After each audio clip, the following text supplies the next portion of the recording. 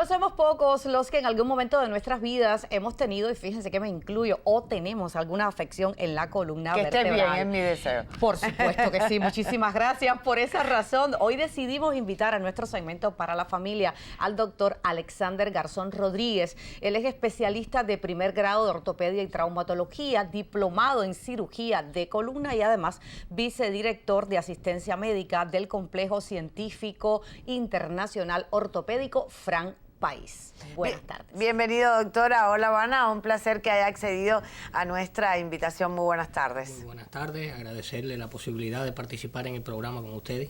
Gracias. Doctor, primeramente vamos a explicarle a nuestros televidentes cuáles son las partes que integran nuestra columna vertebral. La columna vertebral, haciendo un poco de historia, los animales tienen columna vertebral desde hace alrededor de 500 millones de años.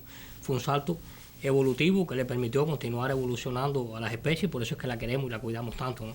La columna vertebral es una estructura compleja que es, por así decirlo, el eje de todo el cuerpo, el eje del tronco. Está compuesto por 33 vértebras o 33 pequeños huesos irregulares de diferentes formas según la región anatómica, 7 vértebras en la columna cervical, 12 vértebras en la columna torácica, 5 vértebras en la columna lumbar, que es la parte móvil, 5 vértebras sacras que están fusionadas y 4 vértebras coxígeas, que es un remanente que existe al final de la columna vertebral.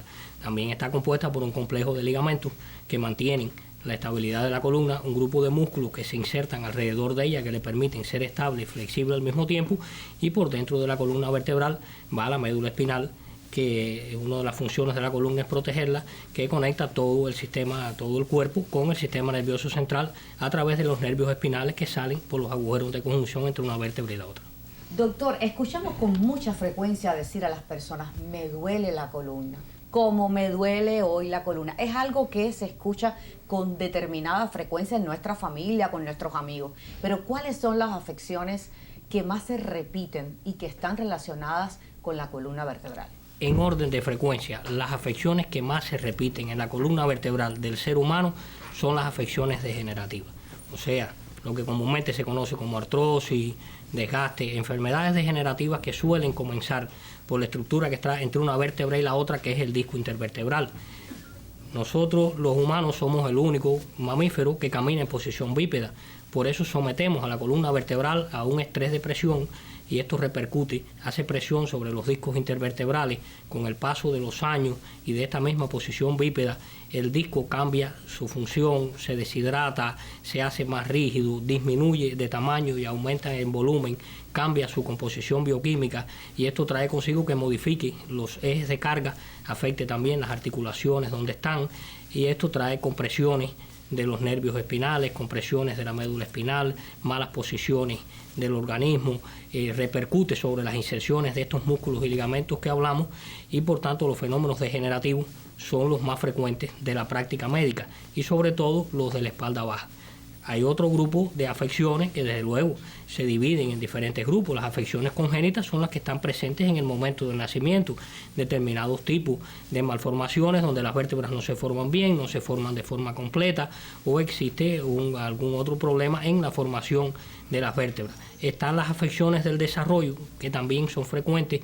Ahí incluimos sobre todo la escoliosis del adolescente, que es un niño que nace bien y desarrolla en su crecimiento algún tipo de deformidad u otras deformidades del desarrollo. Están las afecciones traumáticas, producto de accidentes de tránsito, caídas de altura, traumatismos de alta energía. Están las afecciones infecciosas, porque como toda parte del organismo puede haber infecciones que se alojan en la columna vertebral de forma directa o indirecta, y las afecciones tumorales. Existe una serie de tumores malignos o benignos que pueden tener asiento en diferentes partes de la columna vertebral, pero en orden de frecuencia las más frecuentes son las degenerativas. ¿Y cuáles son los síntomas con los que mayormente llegan los pacientes a la consulta, doctor? El síntoma predominante de las afecciones de columna es el dolor. Es el que primero comienza. ¿Por qué? Porque, como explicamos, entre una vértebra y otra existen unos pequeños agujeros que se forman por la unión de las dos vértebras con otras estructuras y salen los nervios, y al modificar esto por cualquier otra cosa produce compresión o tironeamiento de los nervios y da dolor. El dolor es el síntoma fundamental. Después del dolor entonces pueden comenzar a aparecer trastornos sensitivos, o sea, no se siente bien, siente parestesia, sensación de hormigueo, de calambre o inclusive en etapas más avanzadas, anestesia, que no pueda sentir nada. Están los trastornos motores, desde dificultad para mover, pérdida de fuerza, hasta en un cuadro, como dije, mucho más grave, con pérdida total de la función motora de una parte de una extremidad, de toda la extremidad, o en los casos graves de partes completas del cuerpo, o sea, la mitad inferior o todo el cuerpo completo. ¿Podemos hablar entonces de factores de riesgo, doctor? Desde luego que hay factores de riesgo. El principal factor de riesgo, como yo lo dije, es que el humano camina en posición bípeda. Ese no lo podemos controlar. Pero existen otros factores de riesgo, como es el peso corporal, que es muy importante, tener un peso corporal adecuado, los hábitos de vida sedentarios, los hábitos tóxicos, el hábito de fumar, podemos hablar un poco más después de él, repercute sobre la columna vertebral, y entonces los factores de riesgo laborales. Las personas que están muchas horas de pie, que cargan mucho peso, que trabajan en algunas posiciones determinadas. Estamos hablando de, por ejemplo, estibadores, obreros agrícolas, inclusive atletas, deportistas de alto rendimiento que someten, producto del entrenamiento y de su deporte, a su columna a un estrés mecánico determinado, aunque sea con un entrenamiento planificado para el cual la columna no estaba concebida. Y según su experiencia y su criterio, ¿cuál sería, digamos, el primer paso para la prevención y proteger nuestra columna vertebral? El primer paso para proteger la columna vertebral y para tener una longevidad satisfactoria y llegar a los 120 años con una columna saludable, primero hay que empezar a cuidarla desde la infancia. No por gusto, la educación concibe un programa de educación física que va desde preescolar hasta la universidad. La práctica sistemática de ejercicio físico favorece tener una columna saludable, tener un peso corporal adecuado es importante, no tener hábitos tóxicos es muy importante. Vuelvo a hacer hincapié en el hábito de fumar, que tanto daño hace a todas las estructuras, pero a la columna vertebral, y después tanto nos complica, nos ensombrece el pronóstico de tratamientos que pueden ser muy eficaces, y esto nos los altera.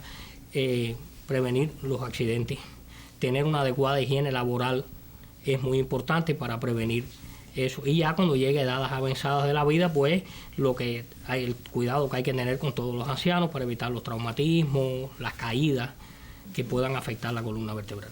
Qué bien, yo creo que ha sido muy fructífera la visita del doctor, y bueno, pues vamos a apostar entonces por todos esos cuidados para tratar de no llegar a decir un día cómo me duele la columna. Desde luego que sí. Los tratamientos cada vez se desarrollan más, hacemos tratamientos muy efectivos para diferentes afecciones, los pacientes evolucionan muy bien, pero la mejor medicina es la preventiva. Si logramos prevenir muchas de estas cosas, vamos a lograr envejecer de forma satisfactoria sin tener que tener un tratamiento que muchas veces es agresivo sobre la columna vertebral. Muchísimas gracias, doctor, por su visita esta tarde a Hola Habana.